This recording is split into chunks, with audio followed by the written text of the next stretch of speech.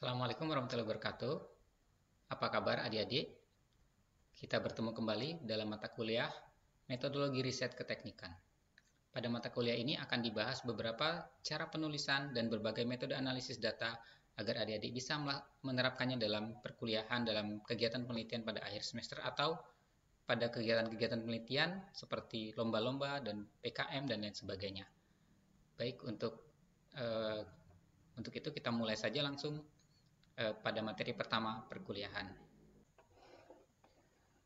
Baik, kita akan memasuki materi pertama, pendahuluan, jenis penelitian, dan penelitian keteknikan.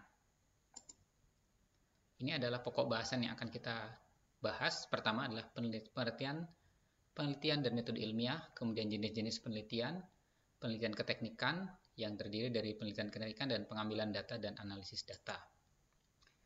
Sebagaimana kita ketahui, pengertian penelitian adalah pencarian atas sesuatu secara sistematis dengan penekanan bahwa pencarian ini dilakukan terhadap masalah-masalah yang dapat dipecahkan. Kemudian, salah satu definisi lagi adalah penelitian adalah proses penemuan yang mempunyai karakteristik sistematik, terkontrol, empiris, dan mendasarkan pada teori dan hipotesis. Jadi penelitian adalah sesuatu kegiatan yang dilakukan dengan berdasarkan apa yang sudah didapatkan pada kegiatan penelitian terdahulu yang bisa dilihat dalam laporan-laporan dan jurnal-jurnal, lalu kita akan kembangkan menjadi sebuah penelitian yang baru dengan menambahkan atau pertama kali kita membuat rumusan masalah penelitian. Apa tujuan dan manfaat dari penelitian? Tujuan dan manfaat penelitian adalah untuk mengembangkan ilmu atau manfaat teoritis, walaupun ilmu itu pada saat sekarang tidak mempunyai kegunaan praktis yang biasanya ada pada penelitian-penelitian yang dasar, tapi suatu saat ilmu itu akan bisa dikembangkan menjadi ilmu-ilmu yang punya manfaat praktis atau ilmu terapan. Jadi tujuan dan manfaat penelitian yang kedua adalah menerapkan ilmu dan menciptakan teknologi, yaitu yang memiliki kemanfaatan praktis. Sasaran penelitian yang pertama adalah meningkatkan pengetahuan manusia yang berkaitan dengan dunia fisik, biologis, dan sosial lebih dari apa yang sudah diketahui. Jadi dengan adanya penelitian, maka ilmu akan semakin berkembang. Penelitian kemudian disambung dengan bisnis itu akan menyebabkan ilmu lebih berkembang dan juga mempunyai manfaat praktis. Kemudian sasaran pengetahuan individu akan memasuki domain ilmu pengetahuan hanya setelah ilmu tersebut direpresentasikan atau dipresentasikan, didiskusikan, dipublikasikan atau direview secara independen oleh ilmuwan lain yang kompeten. Jadi proses pengembangan ilmu pengetahuan itu dilakukan secara bersama-sama oleh ilmuwan yang membuat sesuatu jejaring besar yang pada akhirnya dia akan dimasukkan ke dalam struktur pengetahuan yang baru. Jadi kalau kita melakukan sebuah penelitian, kita menulis dan tulisan itu akan dibaca atau direview oleh teman sejawat atau peneliti lain atau ilmuwan lain yang mempunyai pengetahuan atau mempunyai keilmuan sebidang. Sehingga nanti penelitian tersebut dikatakan menambahkan sesuatu hasanah baru dalam ilmu pengetahuan yang sudah ada. Nah, yang harus kita ketahui atau yang harus kita perhatikan mengenai penelitian, yang pertama penelitian ilmiah dibangun atas dasar kepercayaan. Atas dasar kepercayaan, ilmuwan mempercayai bahwa data atau informasi yang dilaporkan oleh ilmuwan lain adalah benar dan sahih adanya. Sehingga pada titik ini, setiap ilmuwan harus menjunjung tinggi integritas, menghindari plagiasi, dan juga falsifying atau memalsukan data. Jadi dengan adanya integritas dari peneliti, maka antar ilmuwan itu orangnya saling mempercayai bahwa sesuatu yang dikeluarkan oleh ilmuwan ini diperiksa oleh ilmuwan yang lain, maka dia percaya bahwa data itu adalah data yang jujur berdasarkan pengukuran, bukan data yang dipalsukan. Sehingga masyarakat ilmiah adalah masyarakat yang jujur.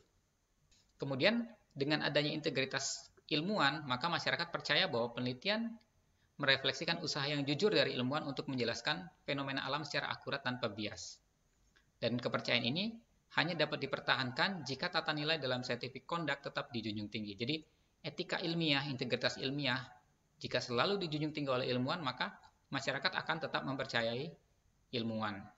Jadi ilmu pengetahuan yang dikeluarkan oleh ilmuwan atau yang dicari oleh ilmuwan, yang diteliti oleh ilmuwan itu akan menjadi bermanfaat dan dipercaya oleh masyarakat. Bukan ilmu pengetahuan yang berasal dari data yang dipalsukan dan tidak sesuai dengan kenyataan. Nah, ini adalah siklus proses penelitian. Yang pertama kita mulai dari ide riset. Kemudian setelah kita memiliki ide riset, maka kita akan melakukan literatur review. Apa saja yang pernah diteliti mengenai hal ini. Kemudian setelah itu, kita melakukan literatur review, membaca berbagai referensi, maka kita akan membuat perumusan atau formulasi apa permasalahan riset kita. Kemudian dari formulasi tersebut, kita tetapkan pertanyaan-pertanyaan penelitian yang empiris. Nah, dari pertanyaan penelitian empiris inilah kita mencari apa yang harus kita cari, data seperti apa yang harus kita dapatkan dengan melakukan perencanaan penelitian atau research design planning. Ya. Dari situ kita mendapatkan pengetahuan atau mendapatkan gambaran mengenai data apa yang harus kita ambil, dan lalu kita melakukan pengambilan data. Setelah data diambil, maka data kita analisis. Untuk selanjutnya, data itu haruslah menjawab apa pertanyaan empiris dari penelitian kita yang sudah kita rumuskan tadi sebelumnya.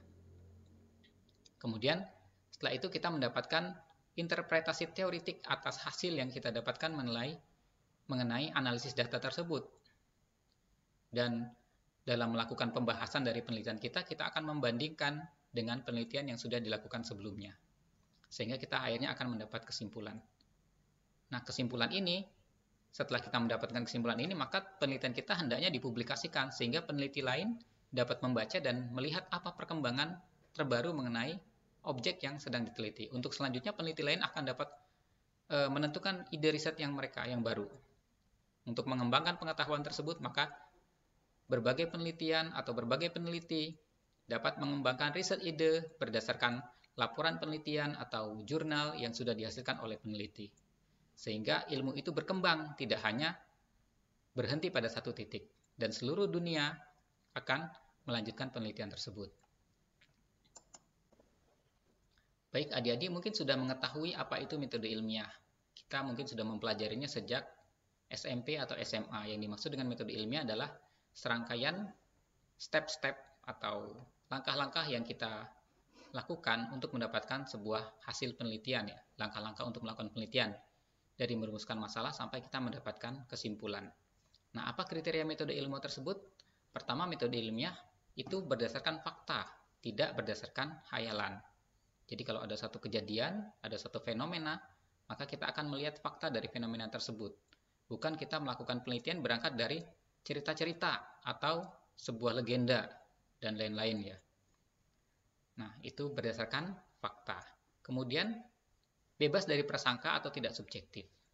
Jadi sifat penelitian itu kita hanya melihat apa yang tampak, kita melihat data yang terukur, bukan kita menduga-duga dan bersifat subjektif terhadap data tersebut, ya.